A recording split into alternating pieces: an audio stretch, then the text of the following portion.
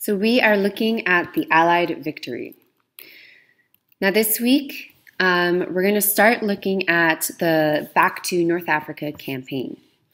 Now if you remember, we had Rommel. Rommel is a German general and he's trying to gain access to the Suez Canal.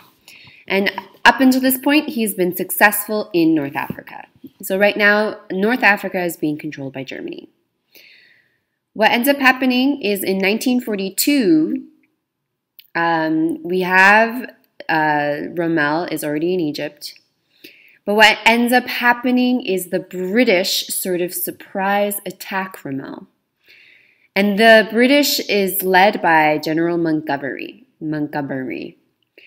And what ends up happening is it's called the attack at El Alamein. And this forces Rommel back from Egypt. So the Allies have started sort of taking back some of the area that they had before. Another battle ends up happening. This is with the Americans. Now remember, because Japan bombed Pearl Harbor, now we have American troops are a part of World War II. And one of the first major battles won by the American troops was in Morocco. So in 1942, we have General Dwight Eisenhower. He is an American general, and he is the one who sort of commands and is able to defeat all of Rommel's armies in North Africa. So 1 year later, in 1943, the Americans and the Allied powers have taken back North Africa.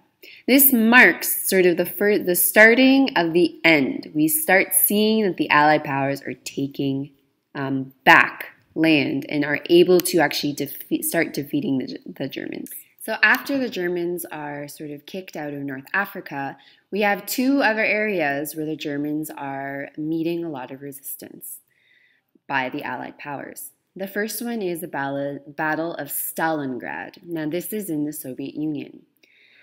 What ends up happening where we left off Hitler was he was attacking Leningrad in the Soviet Union and was quite successful, even though many of his German soldiers died because of the winter. We're going back there. Many of these German soldiers are still dying because of the cold weather in Russia. Germany ends up starting to try and take over the oil fields at Stalingrad. What ends up happening is this battle ends up ensuing between the Soviets and the Germans. And even though the Germans have captured Stalingrad, what ends up happening is when winter comes for a second time, the Soviets launch a counterattack. So imagine this, Stalingrad is taken over by Germans. They were successful, but the city is in ruins. And as soon as it gets freezing cold, we have those Soviets who are more equipped for cold weather, attacking the Germans again. This battle kind of continues to go on, and the Germans are begging Hitler to retreat, and Hitler says they will not retreat. The Germans end up losing this battle. The Soviets end up losing many men as well as the Germans. The Germans lose almost 2/3 of their men in Soviet Union. Another invasion happens in Italy. While Stalin is trying to talk to Winston Churchill and Roosevelt to invade France, they decide that they're going to go after Italy first. Now remember, the leader of Italy is Mussolini.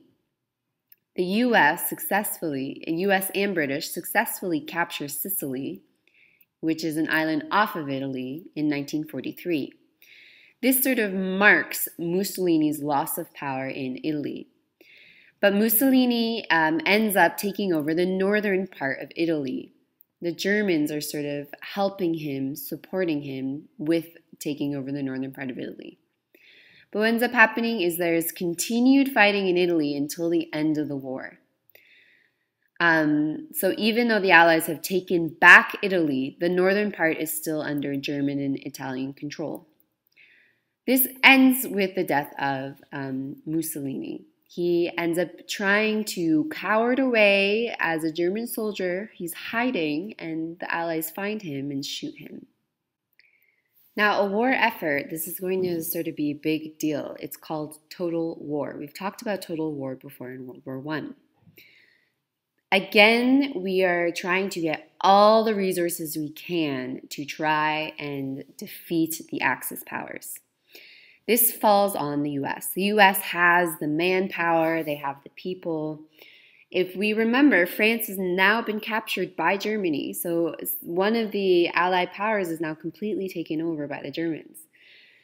So Britain and the US, not to mention Canada and Australians, they're also working at this. They use every resource they can in their country to make towards war.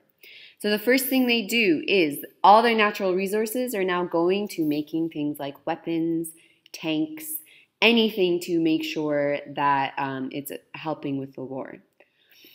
This, because so many of the men in the US, Canada, Australia, and Britain, they're the ones who are fighting in the war, the people who are making things are the women. So we have 17 to 18 million workers, and most of those workers are women making the weapons.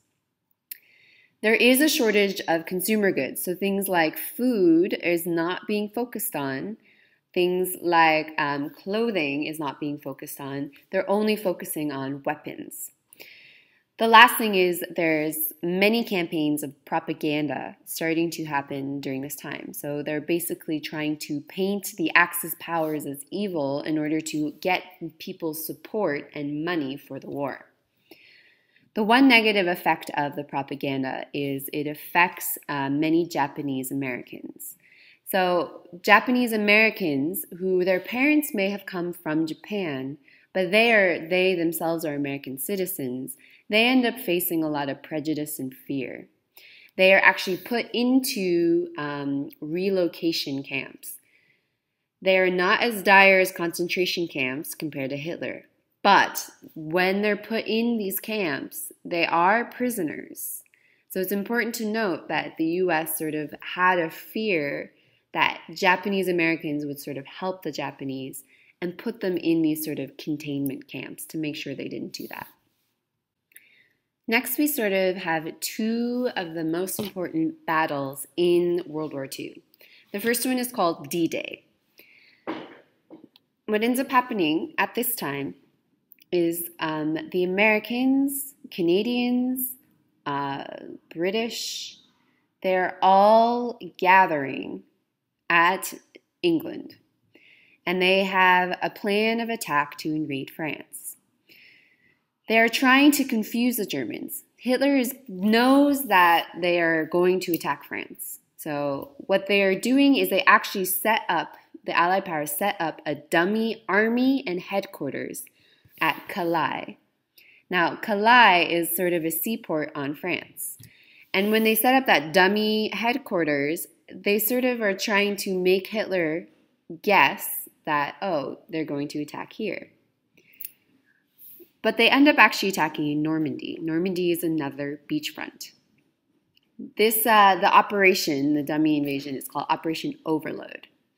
And on June 6, 1944, Operation Overlord, which is on the beaches of Normandy, is in full swing.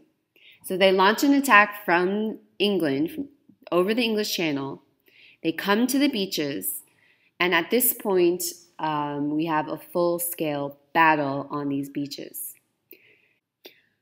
While the Allied powers end up taking a lot of casualties because of these launched attacks, they do end up winning these battles, and they successfully take back France. They march almost a month after the battles begin into Paris, and this sort of marks a huge, huge part of the war turning in the Allies' favors. But Germany, now they're sort of looking to Germany. So they want to start invading Germany and push Hitler more and more back. So at this point now what we have is Soviet Russia has now started pushing eastward into Europe. And now we have the Allied powers taking back France and are pushing in from the west. So Hitler ends up starting to get cornered. He has two sides. So Hitler, I think we can all agree Hitler's quite a confident person. but he starts to sort of freak out. So his plan is he is going to do a counterattack. He's going to attack the West End. This is known as the Battle of the Bulge.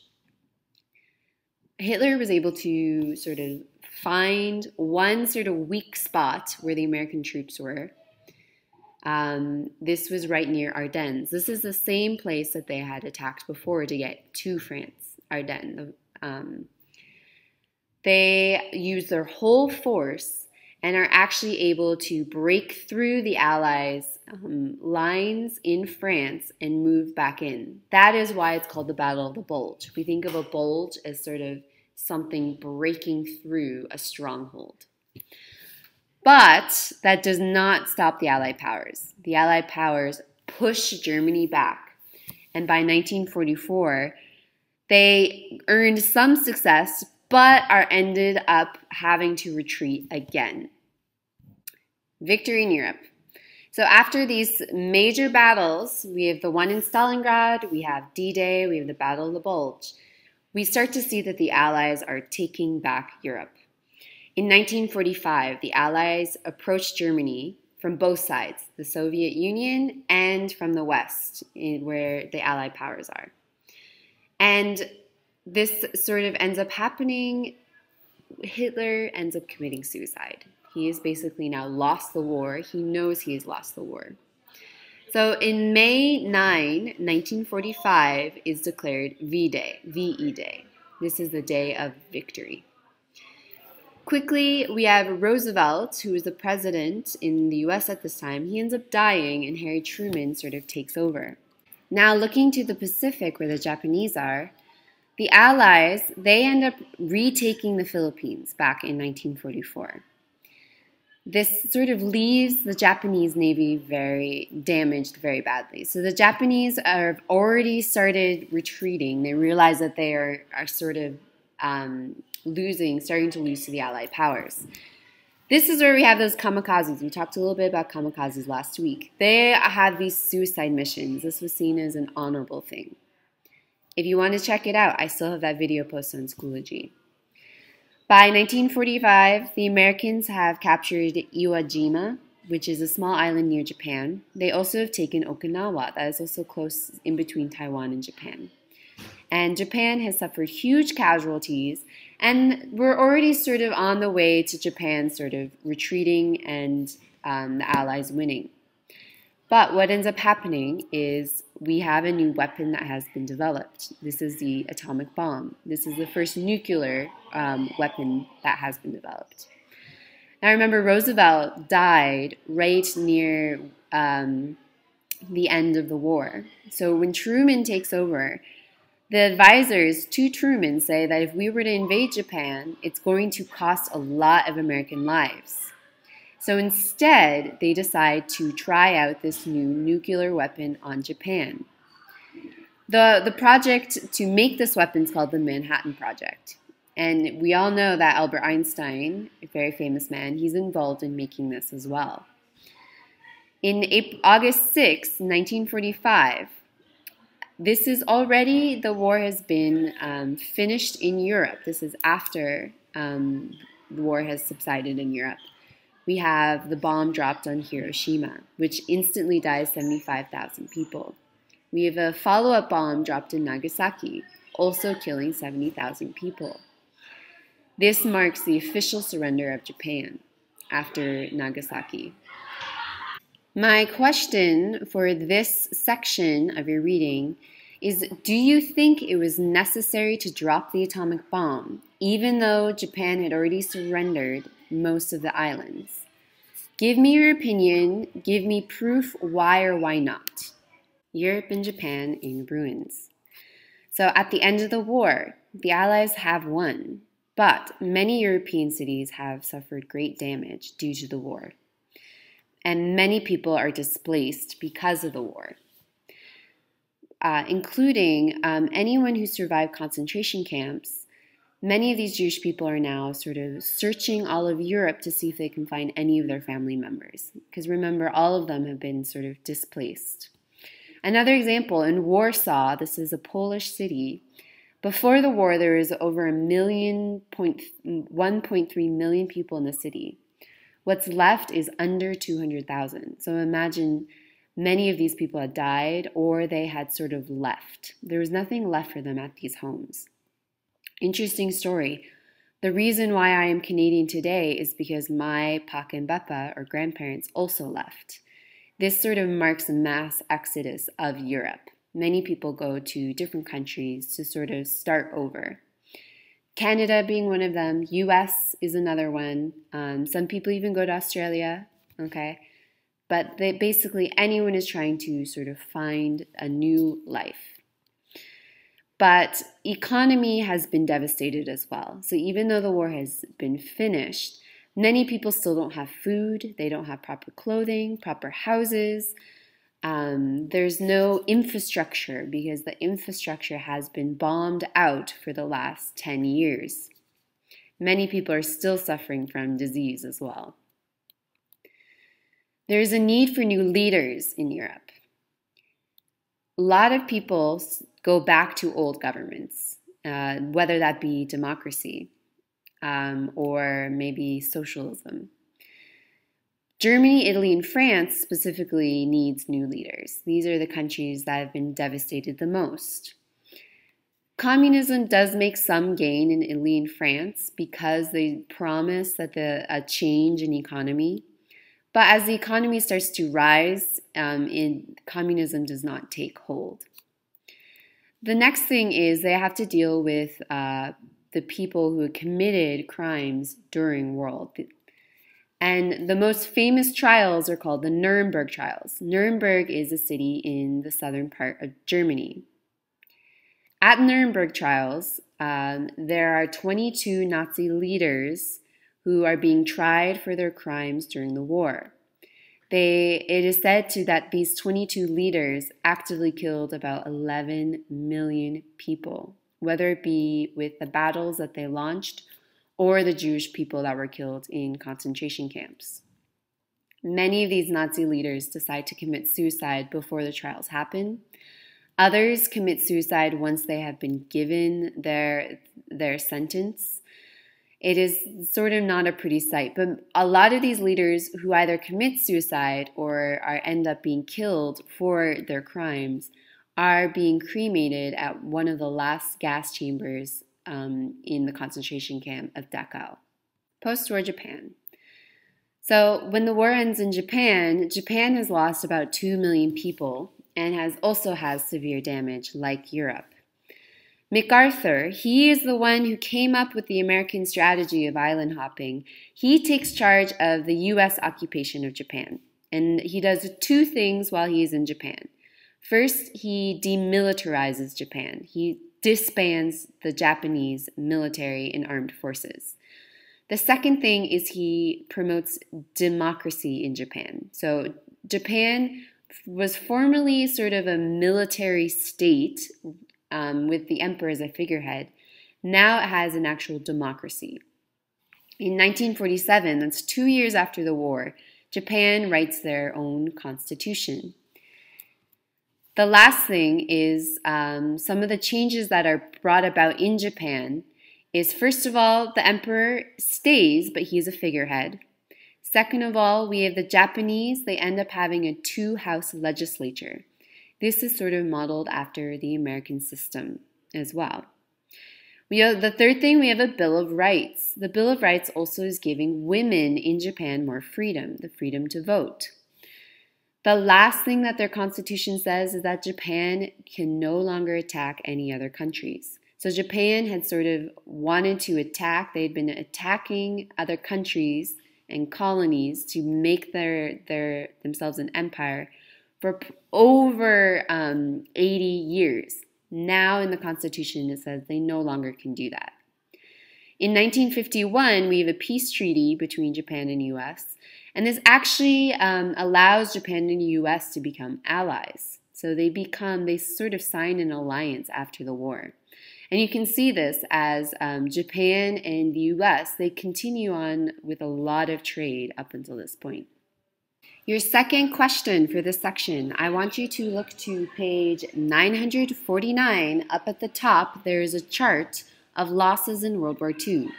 I would like you to tell me which countries had the greatest amount of people killed during World War II.